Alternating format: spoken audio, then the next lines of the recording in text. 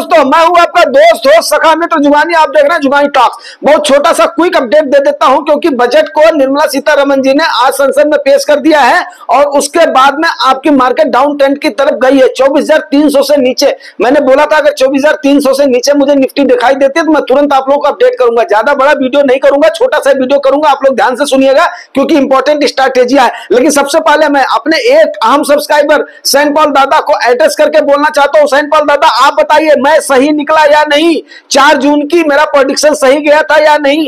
आज का मेरा प्रेडिक्शन सही गया या नहीं? बाकी छोड़ दो, मैं मानता हूं मेरा बहुत बड़ा चैनल नहीं है, लेकिन हाँ मेरा नॉलेज छोटा नहीं है, ये बात मैं मानता हूं।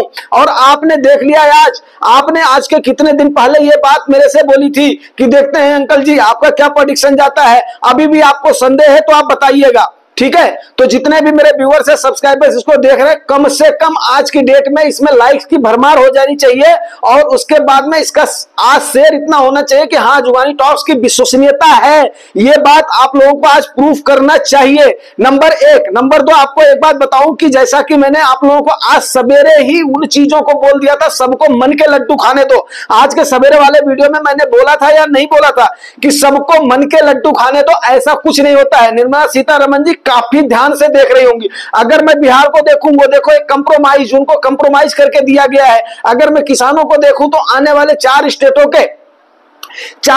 के रिजल्ट को देख करके वहां पर दिया गया है। उसके बाद में किसानों को अगर दिया गया है तो वोट को लेने के लिए दिया गया। बाकी ये सारी चीजों को अभी यहां पर रख करके इसको हम पॉजिटिव वे में लेते हैं कि हमें पहले ही अंदेशा था कि थोड़ा सा इस बार का बजट नरम बजट होगा क्योंकि सरकार को झटका लगा है। मैं किसी भी सरकार की बाय मेहरबानी इसको अदरवाइज नहीं लीजिएगा, मैं वो नहीं कर रहा हूं, लेकिन ये मैंने पहले ही बताया था। ये मेरा अंदेशा है कि सरकार इस बार थोड़ा सा जो उसको झटका लगा है या आने वाले 4 स्टेटों के जो इलेक्शन है उस पर सरकार जरूर चेतेगी क्योंकि हर आदमी अपनी गलती से सबक लेने की कोशिश करता है। अब पैसे की उगाही कहां से आएगी जब वहां पर आरबीआई ने पहले ही अपने बैंकों को प्रोटेक्ट करने के लिए आरबीआई के गवर्नर ने इन चीजों का अंदेशा दे दिया था कि भाई एफडी में कम पैसा आ रहा है, उनका जो ये है क्रेडिट है वो कम हो रहा है। उसके बाद में उनके पास पैसा मतलब जो है जो उनके पास आना चाहिए नहीं आ रहा। उस पर भी मैंने आपको एक प्रतिक्रिया दे दी थी। कहीं ना कहीं हमें अंदेशा है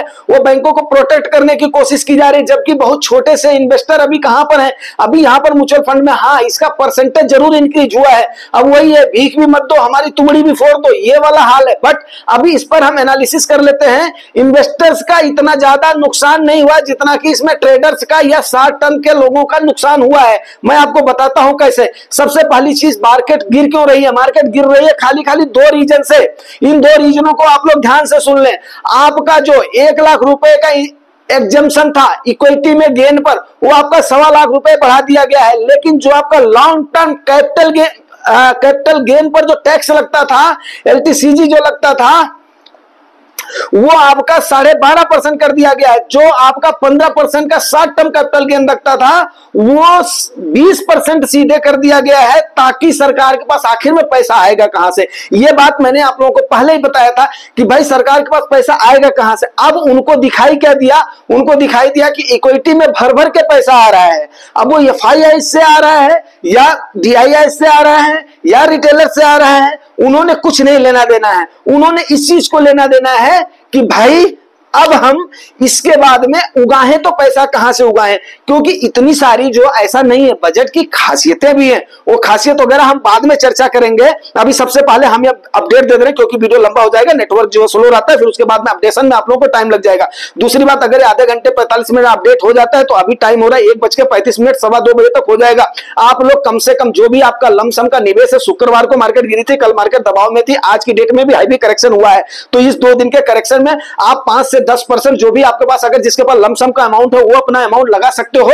एसटीटी जो ये वाले हैं, क्या नाम है, फ्यूचर एंड ऑप्शन में या डेरिवेटिव में, उनके ऊपर एसटीटी का थोड़ा सा उनका भी इंक्रीज हुआ है। इसकी वजह से मार्केट ने इसको थोड़ा सा डाउन ट्रेंड में लिया है। उसके बाद में आप देखो फोमो पहले था, अभी फट हावी होगा। हो सकता है कल फिर गिरावट हो सकता है परसों फिर गिरावट हो, लेकिन हम इसको भी नहीं छोड़ेंगे, क्योंकि कोई भी नहीं जानता है कि मार्केट कहां पर जाएगी। जब तक लोगों को समझ में आएगा कि नहीं यार इसमें इन्वेस्टर्स का नुकसान नहीं है, इसमें नुकसान है तो सिर्फ और सिर्फ किसका है, जो कि ट्रेडर्स हैं उनका ज्यादा नुकसान है। इन्वेस्टर्स का तो क्या है भाई, हम तो हर साल जहां पर 1 लाख का प्रॉफिट बुक करते थे वहां पर हम बुक करेंगे कितना, 1.25 लाख का प्रॉफिट बुक करेंगे, तो हमारा नुकसान कहां से भैया। हम आज के 20 साल के बाद में, उसके बाद में क्या सिंडो होगा हमें नहीं पता है। अगली साल तो हमें 1.25 लाख तक का गवर्नमेंट ने एग्जम्पशन दे दिया है। हम जब निकालेंगे तो भैया 1 लाख का हम जहां पर प्रॉफिट ले रहे हैं, पूरा प्रॉफिट ले रहे हैं, जहां पर 10,000 रुपए 1 लाख से ज्यादा पर अगर हम जितना प्रॉफिट ले रहे हैं, जहां पर 10,000 दे रहे थे 2,500 हम और दे देंगे, हमारी सेहत पर कोई फर्क नहीं पड़ रहा है। लेकिन इस गिरावट का लाभ उड़ाए 5% 10% का ज्वाइंट टॉक्स की वजह से, जिसका जो भी फंड है, देखो मैंने पहले बताया था, मैं आपको ट्रिक्स बताऊंगा,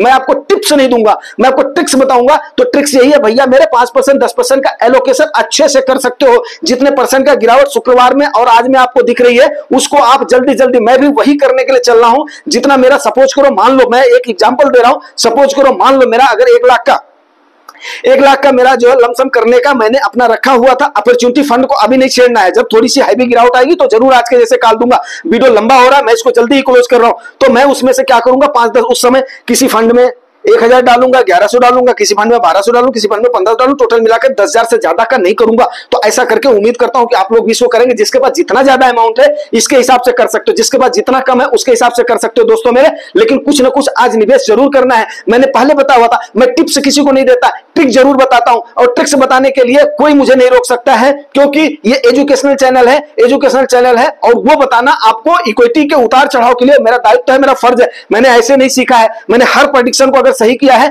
आज का भी मेरा प्रेडिक्शन सही गया है, तो सिर्फ से और सिर्फ इसी वजह से गया है क्योंकि मैं एक ग्रॉस रूट में यहां पर रह करके काफी बड़े बड़े लोगों के साथ में उठता बैठता हूं। वो क्या सोचते हैं, आम आदमी क्या सोचता है, उसकी मेरे को समझ है। गांव में क्या चल रहा है, छोटे शहरों में क्या चल रहा है, बड़े शहरों में क्या चल रहा है, वो मुझे समझ है। 1 करोड़ की आबादी वाले शहर में भी रहता हूं, और 60,000 की आबादी वाले भी मतलब जो शहर में रहता हूं, 30,000 की आबादी वाले शहर में भी रहता हूं। तो भाई मेरे, इसलिए उस चीज का विश्वास करें जो आपको ट्रिक्स बता रहा हूं, ट्रिक्स बता रहा हूं, नॉट टिप्स, ट्रिक्स, उस पर जरूर अमल करें, थोड़ा बहुत चंग जरूर डालें। ओके भाई, थैंक यू वेरी मच।